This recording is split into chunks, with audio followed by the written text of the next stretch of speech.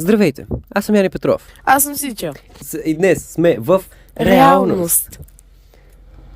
Тази поредица ще бъде поредица от подкасти с хора, с които намеря, за да си говорим за тях самите. Да, коя си ти? Аз съм Синча, на 15 години от Димитровград. Вече най-добра приятелка с Яни от 3 години. Ето тук може да... Той ще ми сложи тиктока, за да ме последвате. И инстаграма. Да, днес съм подготвил няколко въпроса за Синтия, които тя ще ми отговаря. И първият е, какво ти беше първото впечатление за мен? Първото ми впечатление за тебе, аз тогава те кръшвах. Тъй като той още изглеждаше прекалено стрейт, за да си каже, той е гей. И бях чисто атрактирана към външния му вид. И съответно, още първия ни чат разбрах, че е педерас. Но аз продължах да го кръшвам, защото си мислех, че това му е персоналището. И не як ще е педерас. Но първото впечатление за него е, че е много готин човек, малко не е добре с главата, в смисъл от хиляди километри му личи, че има някакви психични проблеми. Номер едно от тях е аутизъм. Нататък. Да го благодаря, приятел. Окей. Кое най-много цениш в приятелството ни? Може би това, което най-много ценя в приятелството ни, аз записвам, да. Записвам. Слава Богу. Да. Това, което ценя в приятелството ни е, че благодарение на тебе на първо място си преодолях social anxiety-то, тъй като аз преди 2 години имах голямо social anxiety и не можех да си представя това, аз да излезна навънка и да заговоря някой случайен на улица, а сега не ми изисква абсолютно никакви усилия и тем подобни. И това се случи благодарение на Яни, защото той ме побутна няколко доста пъти. Yes. На второ място съм много благодарна за това, че през нашето приятелство ние сме изпитали доста така спънки и сме имали много моменти, в които не сме били в контакт, но въпреки това в момента седим на 2 стола на една маса. И шибаната тераса, която е супер тясна и за двамата ни, но важното е, че сме заедно и сме по-добре от всякога. И на последно място, но не по важност, много ценя като цяло него като човек, като личност в моя живот, просто защото той в много моменти ми е помагал и ми е дал actual хубави съвети. Съвети, които не са fuck this shit или you'll be fine. Но... Има ги и такива. Има ги и такива, да, но и те помагат понякога. Moving on! Супер сладко. Ако можеш да ме промениш, би ли и какво? Може би това, което бих променила в тебе, е това да не бъдеш толкова негативен на моменти. Защото той колкото е позитивен, толкова е негативен. Просто защото когато му дойде в повече и... Overstimulated. Да, когато му дойде в повече всичко и вече не му се занимава с нищо, което е напълно нормално. Но има моменти, в които просто трябва да го направи. И когато неговия негативизъм преодолее това, неговото нещо, става по-трудно, отколкото трябва да бъде. Така е.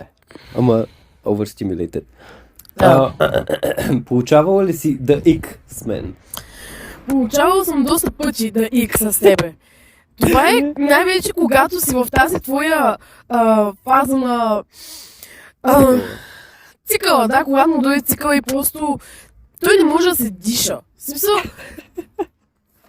или ще ти мрънка за всичко, или ще ти казва някакви много backhanded коментари, които са някакво от труда на много си хубави следващия момент, ще сайдайне. Но отделно това е чудесен човек. I do that. Ако не ме познаваше днес, би ли се сприятелила с мен? Ако не се беше сприятелила преди 3 години с мен и ме виждаше сега за пръв път, би ли се сприятелила с мен? Той е много хубав въпрос.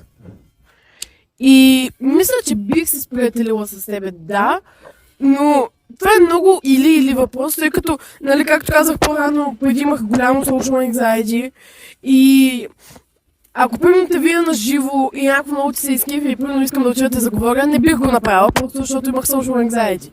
Но ако ще намеря инстаграма и така нататък, бих те последвала, бих ти лайкнала стори и съответно бих ти писала. Но на улицата не бих те заговорила.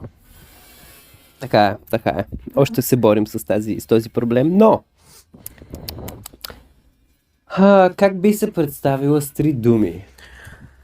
О, майчице! О, О, майчице. майчице!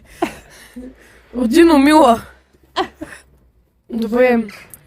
Аз с 3 думи. Забавна. Миличка. Окей. Като това ще го изкажеш. Не, това ще го оставя. Не, Това ще го оставя. И actual 3... Много повече от 3 думи съм. Добре да имаш още една трета вместо с Аз съм много повече от 3 думи. Ама с 3 думи, ако трябва да се събереш в 3 думи, как би се описала? Мила, забавна и грижовна. Okay, period. Не мога да сложа умна, защото не се считам за умна. Така е, така е. Все пак излизаш с мен. Все пак да. Какво те кара да се усмихваш ежедневно? Много малко неща. Аз съм много ядосан човек на живота по принцип и когато най-малкото нещо ми тръгне на криво и целият ми ден тръгва на криво, но малкото неща, които ме карат да се усмихна, това е на първо място. Най-добрата ми приятелка Миренка, много любов за нея, много те обичам. И аз обичам Миренка. Всеки обича Миренка. На второ място, не по важност, това е Яни.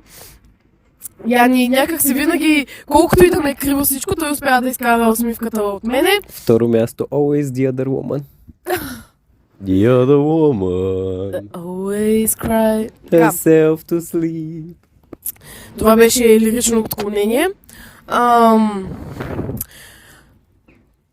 Общо взето, малките неща ме карат да се усмихвам, но и малките неща ме карат да се ядосам. Кои са тези малки неща? Които ме карат да се ядосам? Да се харесаш, да се усмихнеш. Ти, Миренка, Па ние малки неща ли сме? па да не сте големи. Окей, ден, окей. А кое те ядосва? Това, което ме ядосва, примерно, са много неинтелигентни хора, които просто не знаят кога и какво да говорят и как да го кажат. Послепи с... Послепи с тези от моя клас и ако го гледате, това искам да ви кажа, че не ставате за нищо. И не ме е страх да ви го кажа в очите, защото си е така. Точно така. Друго, което ме кара да се ядосвам е...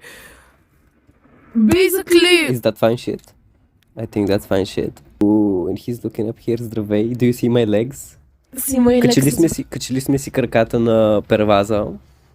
И в момента един fine shit гледа нагоре.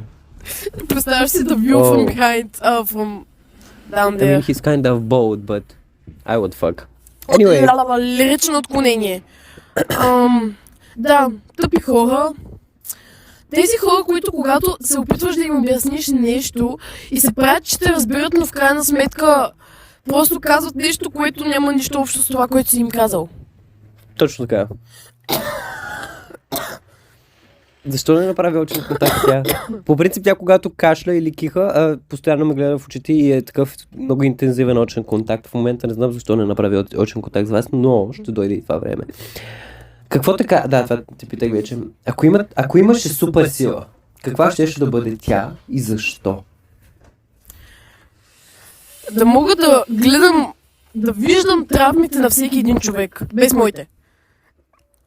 Защо? Защото така имам и плюс и минус. Плюсът ми е, че да кажем, ако ме е много близък приятел, така ще видя действително как мога да му помогна и тем подобни.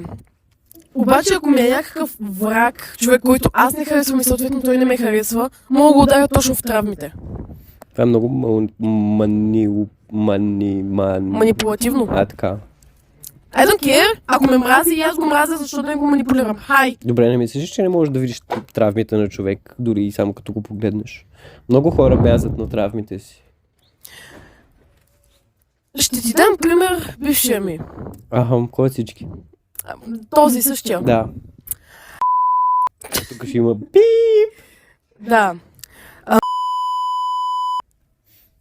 Изглежда на много травмиран човек, но не можеш да му кажеш точно какво му е липсало да кажем в детството. Освен бащинско присъствие. Honestly, yeah.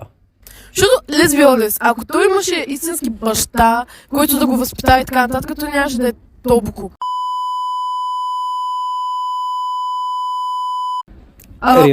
Рио. Да, на всяка обида и така нататък. Да бе. Аз трябва да уча. Аз знам. Има ли човек, който да те... Има ли човек, който да е повлиял доста на теб и на живота ти? И кой е той и защо? Сега тук не мога да кажа кой е този човек, защото аз самата не знам. Но същия човек, който преди години разпространи клипа ми, за който до ден днешен всеки ме познава, било то с хубаво или с лошо. Но може би ако не беше този човек, аз нямаше да изградя такава самоличност. В случая, нали, не е от най-хубавата самоличност и така нататък, но тя ми показва, че аз пак мога да бъда себе си, пак мога да блестя по един или друг начин, въпреки да ме мрази целият град и всеки да ме гледа на криво и тем подобни. Също не мисля, че бих била толкова силна и не бих озряла толкова бързо, ако не беше този човек, така че дори и тогава да го псувах страшно много. Благодаря ти и ако те намеря, ще те набия. Валидно. Валидно. Какво за теб е истинското приятелство? Истинското приятелство, според мен, е приятелството, когато между двама човека може да има много неразбирателство, може да има всичко, но в края на деня вие пак сте окей и сте в окей отношения. Заради мотора ли се върна? Да. Ейо! И когато в края на деня сте в окей отношения с този човек, въпреки всичко, и най-вече не ходи наляво и надясно и да казва, абе брат, сега скарахме с това, слушай сега да ти кажа. Като цяло, човека, който седи до тебе през цялото време, без значение от ситуацията. Доста добре казано. А какво е за теб истинската любов? Мисля, че сходно на приятелството, колкото и неразбирателство да има и тем подобни, на края на деня да се оправите. Обаче като цяло любовта, тъй като е много по-голям термин от приятелството, поне така се вижда. Да, това беше моето мнение. Това ще го оставя също. Но ако трябва да бъда честна, не знам какво е истинската любов, просто защото аз самата не съм я изпитала и не бих казала, че съм изпитала някога истинска любов. Аз казах едно и също. Това е много тъжно за казване, между другото. Не съм изпитвала истинска любов. Ако трябва да бъдем честни, кой е изпитал истинска любов, освен от родители? Даже не бих казала, че съм изпитала истинска любов от родителите си също. Ти изпитал ли си? Аз имам причина, твоите не. И аз имам причина. Каква е тя? Малко или много нашите след тази случка много са се отказали от мене. В смисъл не, че са се отказали от мене, но... Do y'all hear what she's saying? Cause she's talking shit. Как са се отказали, бе, гърли? Още си те гледат, още си дават пари. Да, просто защото трябва. Защото на 15 години нищо не мога да направя. Туше. Коя е твоята слабост? Мотористи. Ако има някой сладък моторист, потенциално с Kawasaki Ninja T660. Очутваме, че си го запомнила. Иначе мотористите, да, абсолютно е разбира. Моля, сега Яни тук ще включи пак инстаграма ми. Пиши ми... Ако си моторист, пиши. Но и да не си моторист и си сладък, пиши. По принцип говорих за слабост като какво те преборва в живота и те мачка долу. Но има и такъв въпрос. Карай. Кое е най-голямото ти постижение в живота до сега? Нищо, че си само на 15. Аз имам много постижения. Например? Това, значи, на първо място това, че спечелих Creative Writing. Да. Един контест, състезание за по-английски с писане на креативно писане. Точно така. Нищо, че бях на трето място, аз се чувствам изключително горда от себе си, че успях да се класирам изобщо, тъй като това бяха страшно много хора. I'm very proud of you for that. Постижение, това тук е постижение и за двама ни, това, че се явихме в Стара Загора на мероприятието на УНИЦЕФ и Амалепе. Това не мисля, че е постижение, повече... Ние всъщност победихме много повече, отколкото от самата награда в състезанието. Да, нищо. Значи ние не победихме, обаче И ние самите го усещаме, все едно ние сме победителите, просто защото ние заедно с другата ни колежка изпаднахме в страшни трудности да завършим проекта и всичко. И факта, че успяхме да го направим в крайна сметка и бяхме будни, живи, бодри и всичко в 10 сутринта пред това жури е повече от някакви кирливи 200 евро. И не само това, факта, че се запознахме с супер страхотни хора, като ние и Петър, Да. значи много повече от... Ние и Петър парите, са които нашите щяхме да фасилитатори, които бяха до нас през тези 3 дена и много ни помогнаха. Да. Така, какво те вдъхновява да се развиваш в живота? Освен парите. Ами, може би да покажа на здраве. Thank you. Аз тъй като съм много инатлив човек и бих направила всичко, за да видя хората да ги хващат тях и че аз съм успяла. Така че бих го дала това за пример, че искам един ден да успея в живота и да покажа как съм успяла пред всички тези, които са се съмнявали в мен и някога в даден момент в живота са си казали това момиче нищо няма да стане от нея. И друго най-вече заради самата мен, защото аз съм израснала в бедно семейство, обичам си мама и тати и всичко, но на мен ми се иска да дам много повече на децата ми от това, което аз имам, защото повечето неща, които аз имам са или от мен самата, или от баба ми, но ми се иска да мога да дам повече на моите деца за бъдеще. Не мислиш ли, че ако дадеш повече неща от тези неща, които ти си получила в детството си на децата си, ще ги изглезиш? Има разлика между това да даваш това, което е необходимо и това да им купуваш неща, които не им трябва. Защото аз не бих купила таблет или телефон на 5-годишното ми детенце, нито за първи клас не бих му купила някаква електроника или нещо от този сорт, играчки, окей, сладки.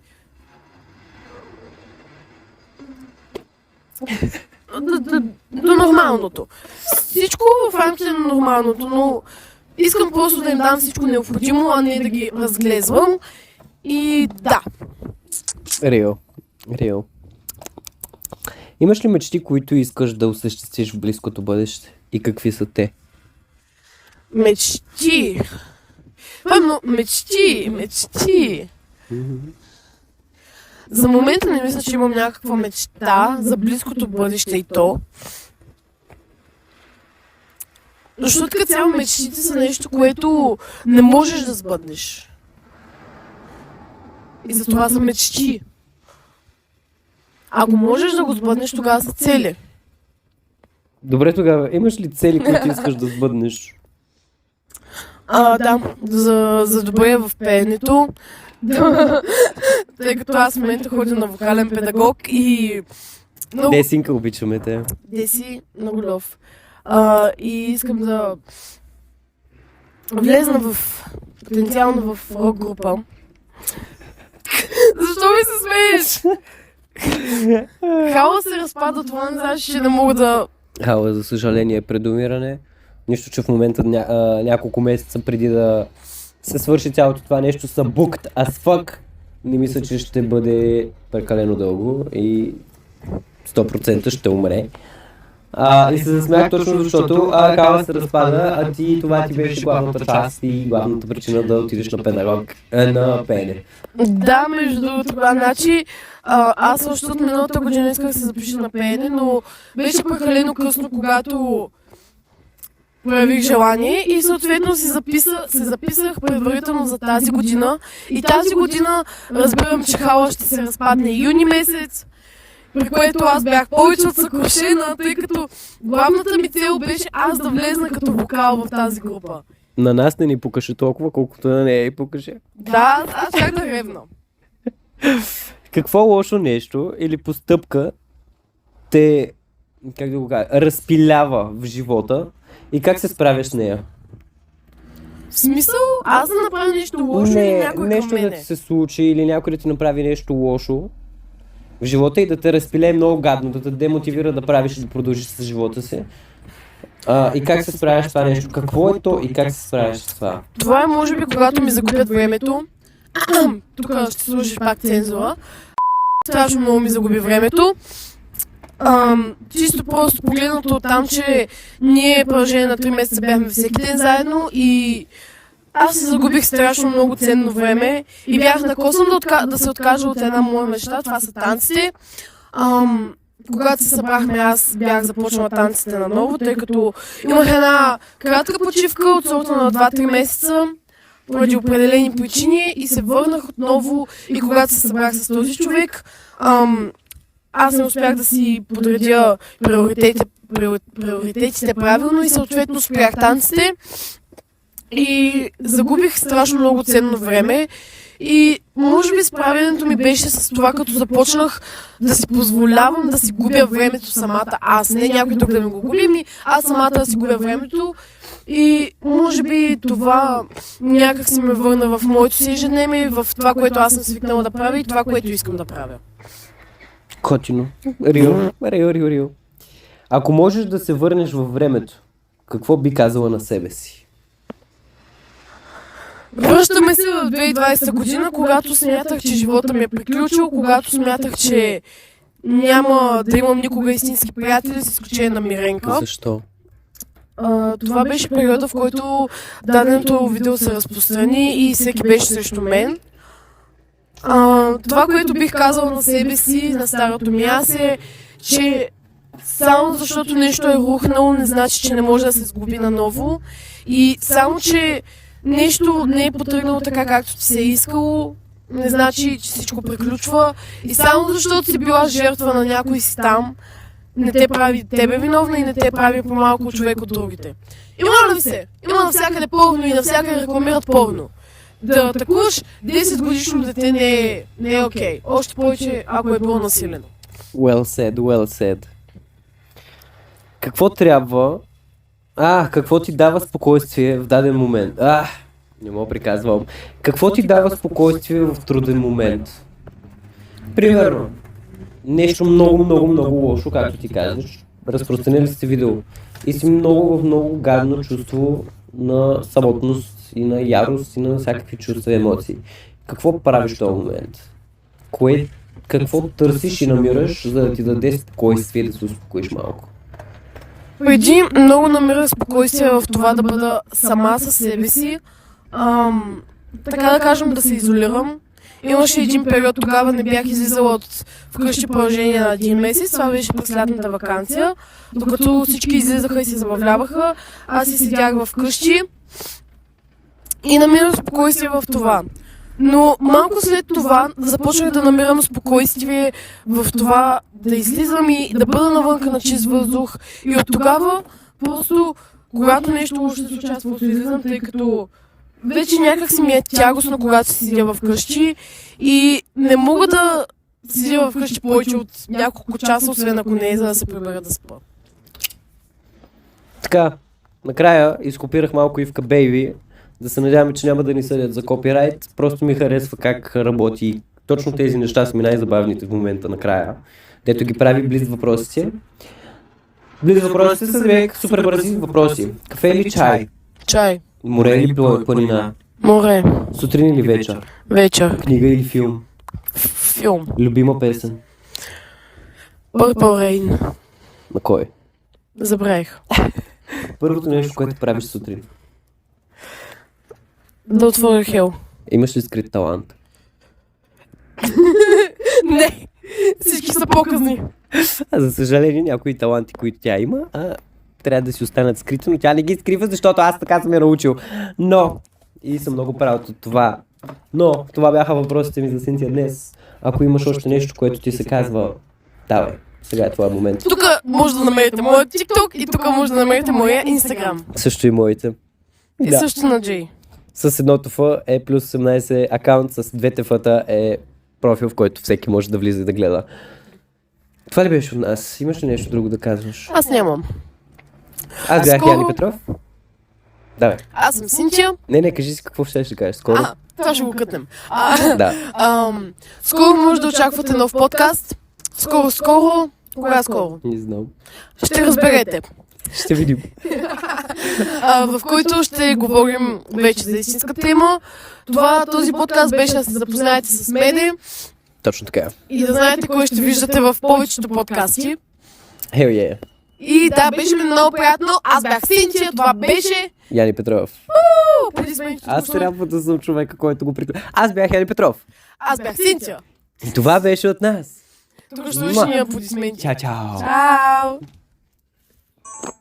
Окей. 25 минути. Окей, да, Оспирият перфектно време.